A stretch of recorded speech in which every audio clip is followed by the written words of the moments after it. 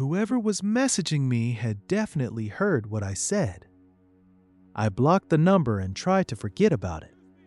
The next morning, however, I found an email waiting in my inbox.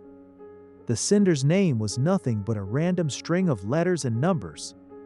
The message contained only one sentence: "So now you don't want to talk to me either?" At that moment, I realized the emails and the calls were connected.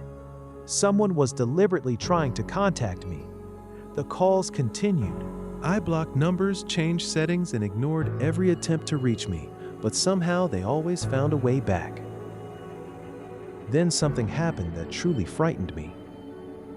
One evening, before going to bed, I completely powered off my phone. Not silent mode, not airplane mode, off. Not ageist and swolpy worked somehow.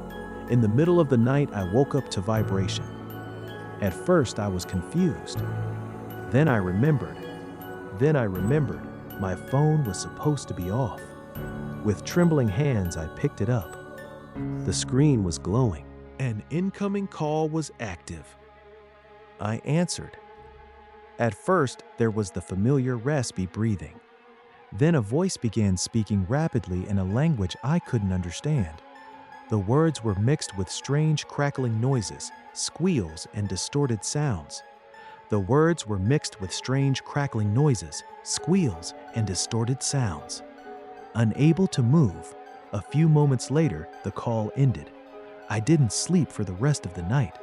Things only got worse. A few days later, the phone calls stopped. Instead, someone started ringing my apartment intercom in the middle of the night. Every night.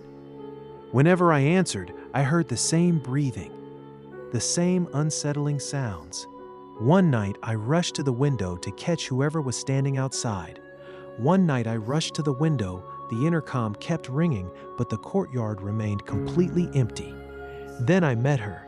Then I was walking home from work one evening when I noticed an old woman standing near the path ahead of me. At first, she looked ordinary enough. Just another elderly woman in worn-out clothes.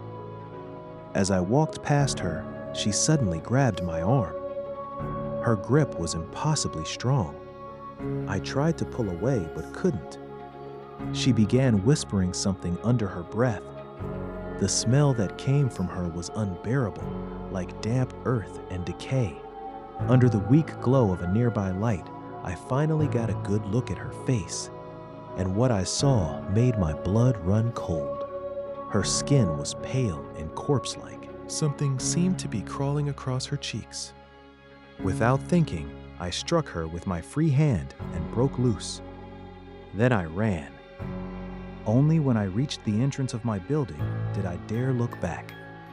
She was still standing there, watching me. After another exhausting day at work, I was finally heading home.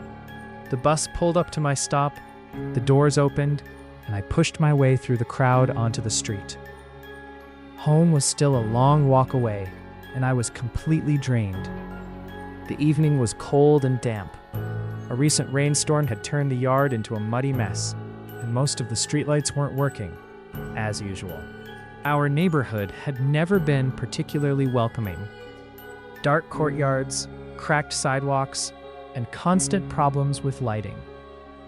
As I climbed the stairs of my old 5-story apartment building, I once again had to use my phone's flashlight. The bulbs in the stairwell had disappeared long ago, and nobody bothered replacing them anymore.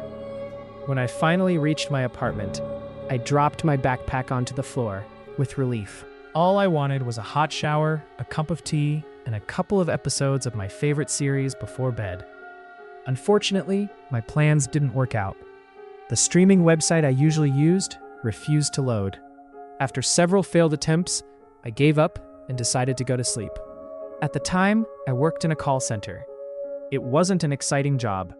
Every day I spent hours calling random people and trying to sell them products or services they probably didn't need. Most conversations were boring and forgettable.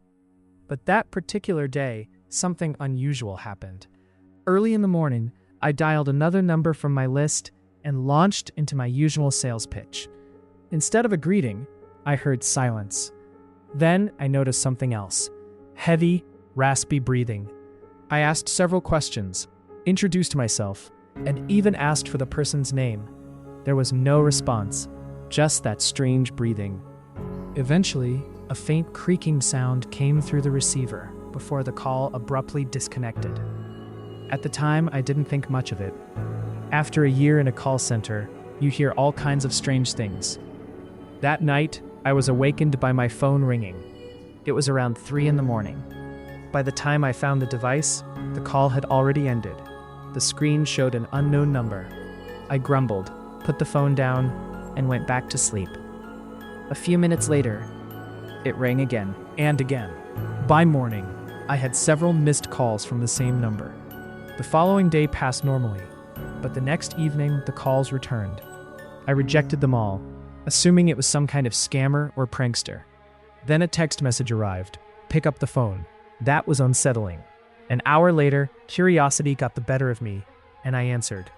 Hello? Who is this? Silence. I became irritated and unloaded every insult I could think of before hanging up. Moments later, another text appeared. There was no need to be rude. A chill ran down my spine. Completely motionless. That night, I couldn't calm down. Hours later, my apartment doorbell started ringing. I looked through the peephole. The old woman was standing on the landing outside my door. She wouldn't leave, while whispering something I couldn't understand. I spent the rest of the night hiding in the farthest room of my apartment.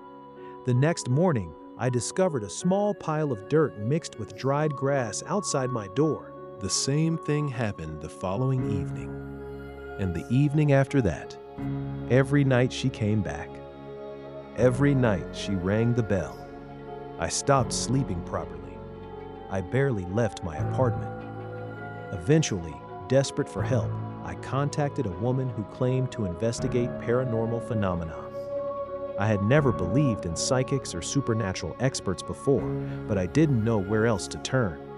After listening carefully to my story, she asked me an unexpected question. Do you work with phone calls? I told her about the call center. Then she asked me to describe the very first strange call, the one with the breathing. When I finished, she sat quietly for a long moment. Finally, she said, sometimes grieving relatives place a phone with an active SIM card inside a coffin. They can't accept that their loved one is gone. Part of them hopes they'll hear from them again someday. I stared at her. You're saying I called a dead person's phone? She nodded. According to her, that first call had been enough. Whatever answered had heard my voice, and somehow it found me. The dirt outside my door, the calls, the messages, and the old woman were all connected. She performed some kind of ritual in my apartment, recited prayers near the entrance, and told me never to answer unknown numbers again. Before leaving, she gave me one final warning. The old woman isn't the most dangerous part of this. Things like that feed on fear. The more afraid you become, the stronger they grow. That night, for the first time in weeks, I slept peacefully. The calls stopped. The messages stopped. The intercom remained silent. And the old woman never appeared again. Andy eventually quit my job at the call center and tried to move on with my life. But even now, whenever an unknown number calls late at night, a cold shiver runs down my spine. Because deep down, I'm still not completely sure that whatever happened back then is truly over.